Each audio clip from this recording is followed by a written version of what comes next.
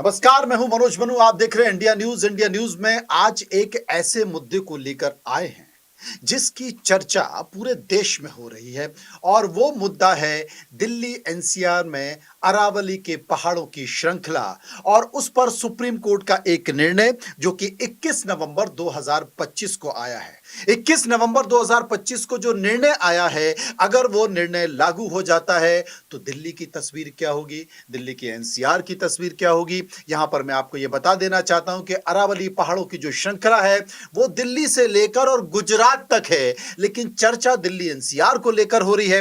मेरे साथ अनिल सूद साहब हैं जो कि बड़े पर्यावरणविद हैं और पर्यावरण को लेकर जितना काम उन्होंने किया है शायद किसी ने किया हो, आज वो मेरे साथ मौजूद हैं। आपका मैं परिचय करा देना चाहता हूं। अनिल सूद साहब, बहुत बहुत शुक्रिया आपका। और एक बड़े मुद्दे, जिस मुद्दे की चर्चा पूरे देश में हो रही है, सड़कों पर प्रदर्शन हो रहा है, विरोध हो रहा है, सबसे पहले मैं आपसे ये पूछना चाहता हूं कि अगर सुप्रीम कोर्ट ने जो रिकमेंडेशन दी है, जो निर्णय दिया है, जिस फैसले में अपना जिक्र किया 21 नवंबर 2025 में, अगर यह फैसला अक्षरशः ऐसे ही लागू हो गया एज इट इज, तो क्या होगा? दिल्ली एनसीआर की तस्वीर क्या होगी? धन्यवाद मनु जी, बहुत बहुत शुक्रिया, आप इस मुद्दे को उठा रहे हैं जी। अगर ये फैसला एज इट इज लागू हो गया तो आप एंटायर नॉर्थ इंडिया को राइट ऑफ कर दीजिए। ऐसा क्यों? ना तो आपकी ट्रेन चल पाएंगी, अच्छा, ना आपके जहाज उड़ पाएंगे, अच्छा, ना आपकी बसें चल पाएंगी, अच्छा, ना आपको पीने को पानी मिलेगा, ना आपको साफ हवा मिलेगी, और आपके एसी सारे नकारा हो जाएंगे। और उसके साथ साथ आप शिवालिक रेंज को भी उड़ा दीजिए और धौलाधार रेंज को भी उड़ा दीजिए। तो मतलब कि एंटायर नॉर्दर्न बेल्ट आप ये समझ लीजिए खतरे के खत्म होने के कगार पे आ जाएगी। हमने जो देखा है, आने वाली जनरेशन्स उसका शायद 1/10 भी नहीं देख पाएंगे, और उनकी सेहत का क्या हाल होगा ये ऊपर वाला ही जानता है, क्योंकि सरकार तो ये कहती है कि प्रदूषण के साथ होने वाली मौतों का हमारे पास कोई डाटा ही नहीं है।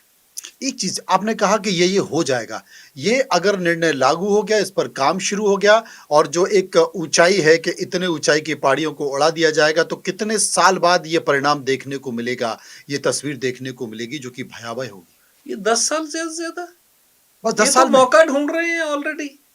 अगर आप 2018 का सुप्रीम कोर्ट की एक जजमेंट की ऑब्जर्वेशन सर्च करेंगे जी, तो आपको ये मिल जाएगा, जब से ये अरावली का मैटर सुप्रीम कोर्ट में चल रहा है 31 पहाड़ ऑलरेडी गायब हो चुके हैं। ये 2018 में सुप्रीम कोर्ट ने अपने फैसले में इस बात का जिक्र किया है। आप गूगल करेंगे आपको मिल तो जाएगा। सुप्रीम कोर्ट क्या कर रहा था, सरकारें क्या कर रही थी, अधिकारी क्या कर रहे थे, सीसी क्या कर रही थी, एम्पावर्ड कमेटी क्या कर रही थी? सर मजेदार बात ये है, सुप्रीम कोर्ट ने इसी इशू पे मेरे ख्याल 9 मई 2025 को ऑर्डर में ये रिकॉर्ड किया है कि we do not want to punish officers. मेरा सवाल ये है, क्यों? 31 पहाड़ गुम हो गए, बाकी पहाड़ अगर आप यहां से चलें, दिल्ली से जयपुर जाएं, आपको रास्ते में लाइन से पहाड़ मिल जाएंगे जो चारों तरफ से कटे हुए हैं। जी, कौन काट रहा है उनको? कैसे कट रहे हैं? काटने की अनुमति नहीं है, कुछ में है कुछ में नहीं है, तो जो फिर भी कट रहे हैं। अब ये कैसे डिसाइड होगा कि कहां जो है परमिशन है और कहां परमिशन नहीं है? तो अपने आप में ये बहुत बड़ा सवाल है। और जो वहां लोग रहते हैं राजस्थान में, वो चिंतित हैं, डरे हुए हैं। मैं हाल ही में राजस्थान में था, बोबास में, तो वहां जब मैंने चर्चा शुरू करी तो गांव वाले सारे डरे हुए, कहते जी हमारे यहाँ पानी का क्या होगा, हमारे यहाँ हवा का क्या होगा, हमारे यहाँ टेम्परेचर का क्या होगा, हमारे यहाँ जो खेती होती उसका क्या होगा। ये निर्णय पे बात हुई। असल में एक आम दर्शक या आम जानने वाले लोग जिन्हें अरावली के बारे में पता नहीं है, अचानक से अरावली शब्द इतना चर्चित हो गया, देश में बहुत सारे लोग जानना चाहते हैं। इसकी हम शुरुआत कर लेते हैं। मैं आपसे पूछना चाहता हूं, अरावली क्या है? अरावली पहाड़ों की श्रृंखला क्या है, जरा समझाएं। और ये कहां से कहां तक है और इसका प्रभाव क्या है? सर, अरावली जो है वर्ल्ड का सबसे पुरानी माउंटेन रेंज है। अच्छा, वर्ल्ड की, मैं हिंदुस्तान की बात नहीं करता। अच्छा, एस्टेब्लिश फैक्ट है, जजमेंट भी रिकॉर्ड करती है इस फैक्ट को। अच्छा, ये जो अरावली है ये पर्वत रेंज है, इसमें ये गुजरात से शुरू होती है, राजस्थान, हरियाणा, दिल्ली, फिर दिल्ली, नॉर्थ दिल्ली से अंडरग्राउंड होके फिर देहरादून और हरिद्वार के आसपास जाके ये फिर रीसरफेस होती है। तो इसमें पूरी रेंज में जंगल भी हैं, पथरीले पहाड़ भी हैं, उसको मॉर्फोलॉजिकल रिज भी बोलते हैं, और इसमें टाइगर रिजर्व्स भी हैं, इसमें नेशनल पार्क्स भी हैं, इसमें लेक्स भी हैं, और ये पूरे रास्ते में, ये नहीं कि सिर्फ एक ही जगह पे कॉन्सेंट्रेटेड, सारी रास्ते में। दिल्ली में भी आप देखते हैं सारा रिज जो है अरावली रेंज है, ये सीईसी मानती है। उसके ऊपर भी 11 नवंबर को ही इंसिडेंटली इसी बेंच ने ऑर्डर पास किया था। अच्छा, वो रिज के ऊपर दिल्ली का जो दिल्ली का रिज अरावली का पार्ट है, ये कोर्ट ने मान लिया। ये 11 नवंबर का एक और ऑर्डर है जी। तो ये अरावली रेंज का हो गया टोपोग्राफी, जियोलॉजिकल लेआउट कि ये गुजरात से चलती है और दिल्ली आके अंडरग्राउंड होके फिर जाके ये देहरादून और हरिद्वार के पास फिर रीसरफेस होती है। ठीक है, ठीक है। अब अगर आप देखेंगे फॉर एन एग्जांपल, जैसे मैंने पहले आपको बताया कि अगर दिल्ली से जयपुर चाहे वो आप एक्सप्रेसवे से चले जाएं, चाहे आप पुराने हाईवे से चले, तो आपको पहाड़ियां दोनों तरफ मिल जाएंगी। और उनमें 90% पहाड़ियां 100 मीटर की हाइट को मीट ही नहीं कर पाती। 90% जो कुल पहाड़ हैं वो 90% वो इसको लागू ही नहीं, मतलब सारी के सारी साफ हो जाएंगी। वो सारे के सारे इस डेफिनेशन को सेटिस्फाई नहीं करेंगे। ठीक है। और जब इस डेफिनेशन को सेटिस्फाई नहीं करेंगे, और इसके साथ क्या है, 100 मीटर हाइट और 500 मीटर प्रॉक्सिमिटी एक हिलॉक से दूसरे हिलॉक तक की जी, वो नहीं सेटिस्फाई होगा। अब सुप्रीम कोर्ट अरावली पहाड़ी की इंपॉर्टेंस को अपने ऑर्डर में रिकॉर्ड कर रही है कि इसकी इंपॉर्टेंस क्या है, इकोलॉजिकल, बायोडाइवर्सिटी, ये सब कुछ अपने ऑर्डर में रिकॉर्ड करती है। अब डेफिनेशन जो तो ये रिकॉर्ड कर रही है, तो इतने बड़ा ब्लंडर कैसे कर दिया सुप्रीम कोर्ट ने? अब आप ये देखिए कि फॉरेस्ट सर्वे ऑफ इंडिया ने 2010 में एक डेफिनेशन प्रपोज करी थी फॉरेस्ट की। ठीक है।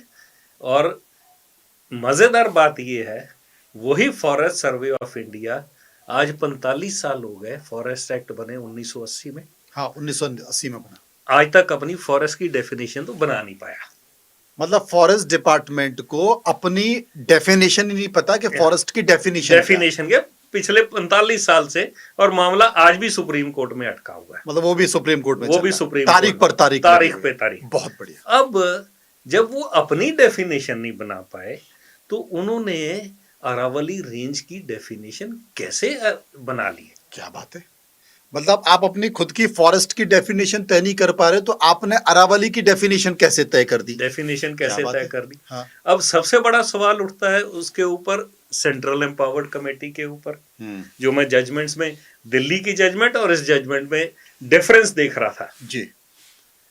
दिल्ली के रिज की डेफिनेशन में उन्होंने कहा है, जो जजमेंट है उसमें ये रिकॉर्ड किया हुआ है कि दिल्ली के रिज की जो स्टडी थी जियोलॉजिकल सर्वे ऑफ इंडिया ने करी थी। अच्छा। और उसके हिसाब से जो दिल्ली में रिज है, ये अरावली रेंज का एक पार्ट है, और इसमें गैर मुमकिन पहाड़ भी हैं, पथरीले पहाड़, और मॉर्फोलॉजिकल रिज, जहाँ के जो रिज कई एक पथरीले पहाड़ी रिज की से मिलते जुलते, इसलिए इनको प्रोटेक्शन देनी बहुत जरूरी है, कानूनी प्रोटेक्शन देनी। ये कोर्ट में खुद का है, कोर्ट में 11 नवंबर 2025 के दिल्ली के रिज के ऑर्डर में रिकॉर्डेड आई है। बहुत बढ़िया। 11 नवंबर को ये कह दिया। और 21 नवंबर को क्या कहती? 21 नवंबर का जब ऑर्डर आया, हाँ। तो सीईसी कहता जी, हमें जो फॉरेस्ट सर्वे ऑफ इंडिया ने जो डेफिनेशन 2010 में प्रपोज करी थी, it is acceptable to us. उसमें क्या? उसमें जो है, सबसे पहला सवाल ये उठता है कि फॉरेस्ट सर्वे ऑफ इंडिया की जब कोर कंपिटेंस है ही नहीं, कंपिटेंस है जियोलॉजिकल सर्वे ऑफ इंडिया की, तो आपने फॉरेस्ट सर्वे ऑफ इंडिया की डेफिनेशन कैसे उठा ली? तो ये बड़ा जबरदस्त विरोधाभास है। और इस सबसे बड़ा सवाल फिर उठ जाता है सेंट्रल एम्पावर्ड कमेटी की वर्किंग के ऊपर। जी। अब मैंने जब देखा कि मैंने कहा यार, ये जो मेरे को डाइकोटमी लग रही है दोनों ऑर्डर्स में, let me get into the genesis of this. बिल्कुल। तो सुप्रीम कोर्ट ने 9 मई 2024 को एक कमेटी बनाई। 9 मई 2024 को, ठीक है। कि आप जी अरावली की हमें स्टेटस रिपोर्ट दो। ठीक है। अब उस स्टेटस रिपोर्ट में कौन कौन कमेटी में कौन कौन है? कौन कौन? Secretary ministry of environment and forest, ठीक है, आईएएस जो कि ऑफिसर, आईएएस ऑफिसर है। ठीक है। हाँ, दिल्ली, हरियाणा, राजस्थान के सेक्रेटरी फॉरेस्ट डिपार्टमेंट के, वो भी आईएएस वो ऑफिसर भी है। IAS officer. ठीक है। एक रिप्रेजेंटेटिव सीईसी का, सेंट्रल एम्पावर कमेटी कमेटी का, हम्म, एक रिप्रेजेंटेटिव एफएसआई का, फॉरेस्ट सर्वे ऑफ इंडिया, ठीक है। एक representative geological survey of India का, ठीक है। और जो उसका एक्स ऑफिशियो सेक्रेटरी है वो joint secretary ministry of environment and forest, वो भी आईएएस है। ठीक है। तो अब ये तो ब्यूरोक्रेटिक डेफिनेशन होगी, ना कि टेक्निकल डेफिनेशन मतलब होगी। भारतीय प्रशासनिक सेवा के आईएएस अधिकारियों ने मिलकर रिपोर्ट बना दी। उन्होंने ये रिपोर्ट बना ली और सुप्रीम कोर्ट ने बड़े आराम से एक्सेप्ट कर ली। और इंटरेस्टिंग चीज, जो अमाइकस क्यूरी है वो एक पैरा में कह रहा है, उसका फाइंडिंग रिकॉर्ड करी है। हाँ। कि अगर ये डेफिनेशन एक्सेप्ट हो गई तो 100 मीटर से नीचे वाले पहाड़ों के लिए खतरा पैदा हो जाएगा। ये अमाइकस क्यूरी ने कहा है। हाँ, रिकॉर्डेड है। ठीक है। उसके ऊपर कोई फाइंडिंग ही नहीं है। अच्छा। उसके ऊपर कोई डिस्कशन ही नहीं है। और सबसे इंटरेस्टिंग चीज जी, आपने डेफिनेशन बना ली, एक्सेप्ट कर ली विदाउट एनी बेसिस। आप कह रहे हो कि Indian council of forest research and education ये पहले इसकी स्टडी करेगा पूरी अरावली की, फ्रॉम गुजरात टू दिल्ली। अच्छा, आगे का हिस्सा भूल गए क्योंकि आगे थोड़े हरिद्वार तक तो अंडरग्राउंड है, तो वो 100 मीटर ऊंची तो है नहीं, नहीं तो वो भूल गए। हाँ। और आगे जो देहरादून और हरिद्वार में रिज है उसको ये भूल गए। तो जब आपके पास स्टडी नहीं है आज की डेट में, आपके पास उसकी जियोलॉजिकल डिटेल्स नहीं है, तो डेफिनेशन कैसे बन सकती है? और डेफिनेशन नहीं बनी है, स्टडी नहीं है, आपने अध्ययन नहीं किया, तो आपने ये डिसीजन क्यों दे दिया? डिसीजन कैसे आ गया ये? और 100 मीटर की हाइट कैसे? ये तो आपने ब्यूरोक्रेटिक रास्ता ढूंढा टू एनकरेज माइनिंग। आज भी आप देख लीजिए, गुड़गांव से आगे चले जाइए, सब जगह पे आपको वहां स्कूल भी मिल जाएंगे रिज में, फार्म हाउसेस भी मिल जाएंगे, रिजॉर्ट्स भी मिल जाएंगे, जो सारे इलीगल है। वो कैसे हैं? और अगर आपने ये खुली छूट दे दी कि जी 100 मीटर से नीचे नहीं मानी जाएगी, तो आप मान के चलिए कि सब साफ हो जाएंगे। तो क्या होगा? मतलब पर्वत साफ हो जाएंगे, पहाड़ साफ हो जाएंगे, आपको मैदान दिखाई देंगे या खाइयां दिखाई देंगी। क्या होगा बता दीजिए। सांस कैसे लेंगे आप? तो सांस वहीं से ले रहे हैं। आज की डेट में अगर हम सांस ले पा रहे हैं तो रेतीली हवाएं नहीं यहां आ पा रही। अच्छा, पहाड़ गायब हो गए, चलिए मान लीजिए कि पहाड़ गायब हो गए। हाँ। और ये 100 जो मीटर की जो एक हाइट तय की है उसके कारण साफ हो गए, तो फिर क्या होगा जरा ये बताइए। रेतीले तूफान आएंगे। कैसे आ जाएंगे? थार का डेजर्ट इधर बढ़ेगा आपका। तो क्या ये पहाड़ रोकते? अरावली पहाड़ रोकते? अरावली रोकती है ये। अच्छा, और क्या होगा? अब उसके बाद क्या होगा? आपका वाटर टेबल तो खत्म हो गया। अब आप सब्जियां कौन सी उगाएंगे, खेती कौन सी करेंगे? ये भी पहाड़ के कारण? ये भी पहाड़ के कारण है। अच्छा, और उसके बाद जब आपका रेगिस्तान यहां बढ़ गया, ऑलरेडी दिल्ली डेजर्टिफाइड है काफी एक्सटेंट तक। आज भी साल में 10-12 ऐसे मौके आते हैं जब हवाएं चलती हैं तो एयरपोर्ट के ऑपरेशन बंद हो जाते हैं। हाँ, होता है। ठीक है। तो आने वाले दिनों में जब रेतीली हवाएं तो आम हो जाएंगी। जो पहाड़ रोकता है, जो पहाड़ रोकता है। तो आप एयरपोर्ट चला के दिखा दो मेरे को, कैसे चलाओगे आप एयरपोर्ट? आज की डेट में दिल्ली में बहुत सी कॉलोनीज ऐसी हैं, दिल्ली के गुड़गांव में भी, आप एनसीआर की अब सारी बात करते हैं जब हम, बहुत से एरियाज ऐसे जो हीट आइलैंड बन गए हैं। डे एंड नाइट का टेम्परेचर का गैप खत्म हो गया। ठीक है। ठीक है। अब जब ये रेगिस्तान बन गया तो आपका टेम्परेचर परमानेंटली ऐसा रहेगा कि आपके एसी डिसफंक्शनल हो जाएंगे, आपके सेंट्रल एसी सिस्टम क्योंकि ये सारे जितने भी गैजेट्स हैं ये सारे डिजाइंड है 45 डिग्री तक काम करने के लिए। उससे ज्यादा टेम्परेचर बढ़ गया तो आप क्या करोगे? कूलर के लिए पानी नहीं, एसी आपके फेल हो गए। आपका जितना डिस्ट्रीब्यूशन नेटवर्क है वो इस टेम्परेचर के साथ डिजाइंड नहीं है। जैसे पावर डिस्ट्रीब्यूशन सिस्टम, अच्छा, केबल्स के ऊपर वो जो अडॉप्टर लगे होते हैं ये सारे 45 डिग्री से ज्यादा टेम्परेचर झेलने के लिए डिजाइन नहीं है। अच्छा, आप सोचिए जब टेम्परेचर 50 चला गया तो क्या होगा?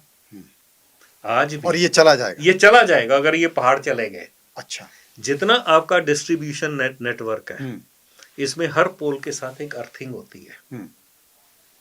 अर्थिंग जमीन में दी होती है, उसमें एक मॉइस्चर लेवल होता है, एक पर्टिकुलर लेवल तक वो अर्थिंग की जाती है और उसकी एक लाइफ होती है। अब जब पानी नीचे चला गया, मॉइस्चर नीचे चला गया तो अर्थिंग क्या करेगी? बिजली कहाँ से लाओगे, कैसे सप्लाई करोगे? तो आप तो iron age, old stone age में चले गए वापस। ना बिजली, ना पानी, ना हवा, ना खाने का सामान, खेती तो खत्म हो गई आपकी। ठीक है, आप हवाई जहाज चला के क्या कर लोगे? आप रेल चला के क्या कर लोगे? आप बस में कहाँ चले जाओगे? आप गाड़ी में कहाँ चले जाओगे? आने वाली जनरेशन्स का क्या होगा? और दूसरी चीज है कि दिल्ली एनसीआर वैसे भी भूकंप के निशाने पर रहती है और आप कह रहे हैं कि ये पूरी जमीन रेतीली हो जाएगी तो भूकंप का खतरा भी बढ़ और बढ़ जाएगा। आप कहाँ एक सवाल मैं पूछना चाहता हूँ सूद साहब, क्योंकि दिल्ली में देश के प्रधानमंत्री रहते हैं, पर्यावरण मंत्री भी दिल्ली में रहते हैं। आप कह रहे हैं कि ये पूरा डिजाइन जो है, ये जो ऑर्डर हुआ है, जिस रिपोर्ट पे हुआ, उसमें सारे के सारे आईएएस अधिकारी हैं, ब्यूरोक्रेट हैं, उन्हीं की रिपोर्ट पे ये सब तो सबके सब दिल्ली में रहते हैं। तो क्या इनको अपनी नस्ल की, अपने परिवार की, अपनी पीढ़ियों की चिंता नहीं है जो ऐसा ऑर्डर कर दिया? ऐसे है, इनको चिंता इसलिए नहीं कि सब माइग्रेट कर जाएंगे, सबके पास पैसा है। अच्छा। मेरे आपके पास कहाँ पैसा? हमारा आपके पास तो बैंक बैलेंस है ही नहीं।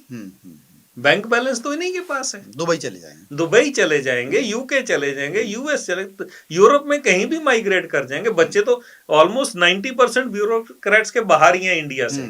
और जितने टॉप नॉच पॉलिटिशियंस हैं इनके बच्चे भी इंडिया से बाहर है। तो अब क्या होगा ये बताइए मुझे। देखिए, इस चीज को रोकना बहुत जरूरी है। अच्छा, हम भी प्रिपेयर कर रहे हैं रिव्यू पिटीशन फाइल करने की। आज एक फाइल हो गई है, एक रिटायर्ड फॉरेस्ट ऑफिसर ने फाइल कर दी है। अच्छा, और वेकेशन के बाद हम भी फाइल करेंगे, हाईलाइट करेंगे सारी जो ग्लेयरिंग एनोमलीज हैं। जस्टिस गवई से ये जजमेंट एक्सपेक्ट नहीं की जा सकती थी। अच्छा, आई एम वेरी श्योर। और जस्टिस गवई का अगर आप ऑर्डर पढ़ लें इसके ऊपर, दिल्ली रिज के ऊपर, तो ये जजमेंट डायमेट्रिकली ऑपोजिट हो गई। हाँ, मतलब 11 तारीख को कुछ और कहा जा रहा है और 21 नवंबर को कुछ और कहा जा रहा है। तो मतलब ये कैसे हो गया? 11 तारीख को इस बात की चिंता की जा रही है कि अगर भाई जो अरावली पहाड़ है उनको बचाना बहुत जरूरी है, उनको प्रोटेक्ट करना बहुत जरूरी है, और 21 नवंबर में इन्हीं को खत्म करने की बात की जा रही है। कैसे? तो मतलब कुल मिला के एक जुडिशियल डिसिप्लिन वो इग्नोर हुआ। और अभी तो एक जज साहब ने ये भी कहा कि साहब जो जज हैं वो जाते जाते अपने कुछ लाभ के लिए या कुछ कारणों से फैसला दे देते हैं। ये जजमेंट मेरे को लगता है इसी जजमेंट को ना देख के बोला हो। हाँ, पता नहीं किसको लेकर बोला है, क्या नहीं बोला है। मेरे को तो लगता है कि कहीं इसी जजमेंट को लेके ना बोला हो। लेकिन और ये अपने आप में जुडिशियल क्रेडिबिलिटी के ऊपर बहुत बड़ा सवाल है, ये फैसले के कारण। हाँ। ये जो असल में सरकारें फॉरेस्ट को लेकर, फॉरेस्ट बढ़ाने को लेकर, पेड़ पौधे लगाने को लेकर, एक पौधा माँ के नाम, पहाड़ की रक्षा करने को लेकर बहुत सारी बातें करती रहती हैं। लेकिन आप जिन बातों का जिक्र कर रहे हैं, इसकी चपेट में तो सरिस्का भी आ जाएगा, रणथंभौर भी आ जाएगा, तमाम जो टाइगर रिजर्व हैं वो भी आ जाएंगे। तो ये सारी चीजें आ जाएंगी तो फिर सर ये तो शुरुआत है। अच्छा, अभी अरावली का आप देख रहे हैं। दिस माई फियर इज कि ये दिल्ली में भी यही रेप्लिकेट होगा। यही चीजें आपकी रेप्लिकेट होगी मध्य प्रदेश के फॉरेस्ट में, क्योंकि आप हसदेव का तो देख चुके, छत्तीसगढ़ का सत्यानाश, आप अंडमान निकोबार का देख रहे हैं। आप बॉम्बे का देख रहे हैं, 45,000 मैंग्रोव जाने को तैयार बैठे हैं। आपने नेशनल हाईवे अथॉरिटी का कंडक्ट तो देख ही लिया कि जो पेड़ जितने लगाने चाहिए थे आज तक नहीं लग रहे। ठीक है, तो आप कंट्री को किस तरफ लेके जा रहे हो? क्या ये विकास की दौड़ विनाश की तरफ जा रही है हमें लेके? अगर ये विनाश, ये विकास है, तो विनाश की क्या परिभाषा होगी मेरी समझ से बाहर है। आप जो पिटीशन लगाने जा रहे हैं, इस पिटीशन में क्या कह रहे हैं आप? यही सारे इश्यूज जो मैंने आपके सामने रखे, ये सारे इश्यूज हाईलाइट करेंगे। आपको लगता है कि कोर्ट सुनेगा? सर ऐसे है, क्योंकि पर्यावरण मंत्री का भी बयान आया है कि नहीं, वो ऐसा नहीं है जैसा कहा जा रहा है, ऐसा नहीं है जैसा दिखाया जा रहा है, ऐसा नहीं है जैसा लोग विरोध कर रहे हैं। सर ऐसे है, लोगों को ये क्या समझते हैं? इन्होंने हसदेव पे क्या स्टेटमेंट दी थी? इन्होंने नागपुर में जो मल्टी मॉडल वो बनाया है उस पे क्या स्टेटमेंट दी थी? इन्होंने मैंग्रोव्स के ऊपर क्या स्टेटमेंट दी आज तक? इन्होंने आरए फॉरेस्ट पे क्या स्टेटमेंट दी? तो अगर हम इनकी स्टेटमेंट्स के ऊपर जाएं तो लोगों को विश्वास नहीं है। इसीलिए राजस्थान के लोग बड़े प्रखर और मुखर हो गए हैं इसके। गुड़गांव में भी बहुत ज्यादा आंदोलन हो रहा है इसमें। तो मतलब के कुल मिला के लोग जो हैं, लोगों को भरोसा नहीं है। अब लोग विश्वास नहीं करेंगे इन चीजों को, ना ही कर रहे हैं। अच्छा, आपने तो सूद साहब पर्यावरण पर भी बहुत काम किया है। दिल्ली का पर्यावरण, दिल्ली का प्रदूषण जो है, वो तो मुझे लगता है कि बहुत छोटी चीज हो गई इसके आगे जो हो रहा है। यस, दिल्ली तो एक छोटा सा टुकड़ा है। आप ये देखिए, दिल्ली में बारिश ना होके अरावली रेंज की वजह से थोड़ी बहुत हो जाती है, जो कि काफी कम हो गई है। मतलब अगर ये पहाड़ खत्म हो गए तो दिल्ली में बारिश बंद, पाकिस्तान बारिश चली जाएगी। अच्छा, मतलब अगर अरावली पहाड़ चले गए तो दिल्ली की बारिश पाकिस्तान में होगी। ऐसा क्यों? क्योंकि सब कुछ साफ है। और सबसे बड़ा खतरा आपका धौलाधार रेंज और आपकी शिवालिक रेंज को है। गर्म हवा आएगी, पहाड़ से टकराएगी, ऊपर उठेगी, बादल में थोड़ी बहुत जो नमी है एकदम से क्लाउड ब्रस्ट होगा, जो पिछले सालों में आप देख रहे हो। लगातार क्लाउड ब्रस्ट हो रहा है, लगातार हो रहे हैं। पहले सिर्फ उत्तराखंड में होते थे, उसके बाद उत्तराखंड में ऐड हो गया हिमाचल, हिमाचल के साथ ऐड हो गया पिछले साल जे&के। तो इन पहाड़ों का क्या होगा? क्लाउड ब्रस्ट में सब सत्यानाश होगा। बड़ी बड़ी दुर्घटनाएं होंगी। लोग अनजान लोग जो हैं उनकी लाइफ पेरिश होगी, प्रॉपर्टी पेरिश होगी। धराली का क्या होगा? तो जो गर्म हवाएं आती हैं, जो टकराती हैं और जाके ऊपर उठती हैं, तो अगर अरावली पहाड़ नहीं हुए तो फिर केवल इन्हीं के कारण? अरावली पहाड़ नहीं हुए, ये तो सारी हवा सीधी वहां तक जाएगी ना। अच्छा, जो पहाड़ रोक रहे हैं, जो थार है, जो रेगिस्तान है, उसको अरावली रोक रही है। ये बैरियर है। आप ये समझ के चलिए कि ये बैरियर है। ओके। तो ये बैरियर जब हट गया, हवा सीधी जाएगी। जब सीधी जाएगी तो जाके टकराएगी तो ऊपर उठेगी। ऊपर उठते जैसे थोड़ी बहुत नमी, बादल जहां जहां नमी मिली वहीं सत्यानाश, वहीं क्लाउड बस्ट हो जाएगा। और पानी चला गया बारिश का पूरा पाकिस्तान।